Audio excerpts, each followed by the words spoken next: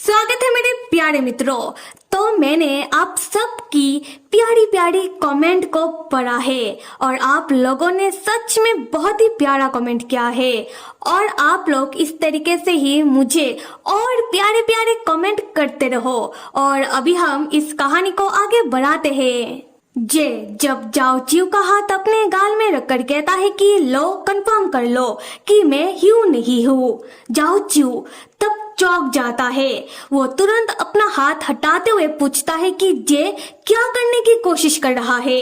जे तब कहता है कि जो लोग नहीं देख पाते हैं वो लोग तो इस तरीके से ही लोगों को छूकर समझ सकते हैं कि कौन क्या है। जाओ चिव बताता है कि वो ये सब नहीं कर सकता क्योंकि जाओ चिव जन्म से अंधा नहीं है। जाओ चिव ने बस साल भर पहले ही उसने अपनी आंखों की रोशनी खो दी थी और वैसे भी जाओ चिव ने कभी भी ह्यू के फेस को छुआ नहीं है, इसलिए जाओ चिव नहीं समझ पाएगा कि सामने जो बंदा खड़ा है वो जे है कि ह्यू है। जे तब जाओ चिव से कहता है कि तुम तो देख भी नहीं सकते हो, तुम्हें छूकर भी समझ नहीं आएगा, तो फिर तुम क्या सोच रहे हो, तुम कैसे कंफर्म करोगे कि मैं ह्यू नहीं हूँ। जाओ चिव तब अपने हाथों से जे का सर पकड़ता है और कहता है कि मुझे तुम्हारा हाइट मापने दो। उसके बाद जाओ चिव जब जे का मुंह पकड़ने जाता है तब गलती से जाओ चिव की उंगली जे की आंखों में लग जाता है जिससे जे चिल्लाने लगता है। और उसके बाद हम देखते हैं कि जाओ चिव जे की चारों ओर घूम घूम कर कभी जाओ चिव जे की गले को छू रहा होता है तो कभी वो उसके कंधों को छू रहा होता है तो कभी जाओ चिव जे का छाती छू कर चेक कर रहा होता है। तब जे पूछता है कि जाओ चिव को क्या समझ में आया। जाओ चिव कहता है कि तुम ह्यू से थोड़ा लंबे चौड़े तो लग रहे हो, थोड़ा अलग भी लग रहे हो, फिर भी क्या पता तुमने हील पहनी हुई हो, तो मुझे चेक करने दो। तब जे कहता है कि तो फिर मैं अपना शू उतार देता हूँ। तब जाओ चिव कहता है कि नहीं मैं खुद ही चेक करूंगा। उसके बाद जाओ चिव जे के आगे बैठ जाता है और जब जाओ चिव जे की पैरों को छूने वाला होता है वो गलती से कुछ और ही छू देता है जिससे जे शर्मा कर पीछे हट जाता है। पर जाओ चिव अपना हाथ बढ़ाते हुए इस बार जे की पैरों को ही छूता है और जे का शू चेक करने लगता है कि कहीं इसने हील तो नहीं पहनी हुई। दूसरी तरफ जे जो अभी भी थोड़ा ऑकवर्ड महसूस कर रहा होता है जे जाओ चिव से कहता है कि बस हो गया। और जाओ चिव जब उसे कंफर्म हो जाता है कि जे ने हील नहीं पहनी हुई है और जे सच कह रहा था, जाओ चिव तब खड़ा होता है और जे से कहता है कि तो तुम्हारा नाम जे है, तुम्हारा नाम कितना पुराने जमाने का है नहीं। तब जे लाइक तो फिर मैं क्या करूँ, हाँ, और अगर तुम्हारा हो चुका है तो आओ आकर मुझे समझाओ कि इन ब्लूप्रिंट को मैं तुम्हें कैसे डिस्क्राइब करूँ। अगले सीन में हम देखते हैं कि जाओ चिव और जे सोफे में एक दूसरे के आसपास बैठते हैं, वो भी इतनी सारी ब्लूप्रिंट की कागजात को लेकर। फिर जाओ चिव जे को बिल्कुल एक प्रोफेशनल इंजीनियर की तरह ब्लूप्रिंट के बारे में समझाने लगता है।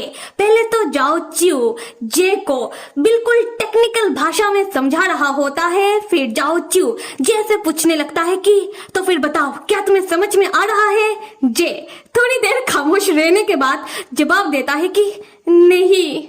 जाओ चिव थोड़ी देर इरिटेट होने के बाद दोबारा जे को ब्लूप्रिंट के बारे में समझाने लगता है, पर इस बार इजी और आसान भाषा में जे को समझा रहा होता है।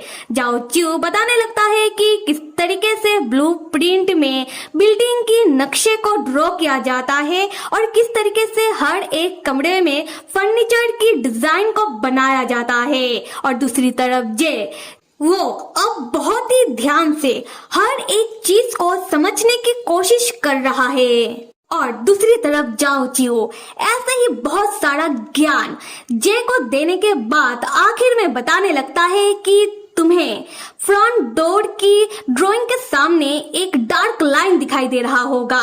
जे कहता है कि हाँ हाँ दिखाई दे रहा है, वही स्क्वायर शेप का नहीं। तब जाओ च्यू कहता है कि हाँ वही, वहां पर तुम्हें एक ब्लैक डॉट भी दिखाई दे रहा होगा, ठीक उसी डॉट के लाइन को फॉलो करते हुए जाओ, तुम्हें धीरे धीरे करके समझ में आने लगेगा। जे तब जाओ च्यू से पूछने लगता है कि जाओ च्यू को बिल्कुल किसी इंजीनियर की तरह इन ब्लूप्रिंट के बारे में इतना ज्ञान कैसे है। जाओ च्यू इस बात को टालता हुआ जैसे कहता है कि जे तुम तो बेवकूफों की तरह सवाल भी पूछ लेते हो। ये सुनकर जे को गुस्सा आ जाता है।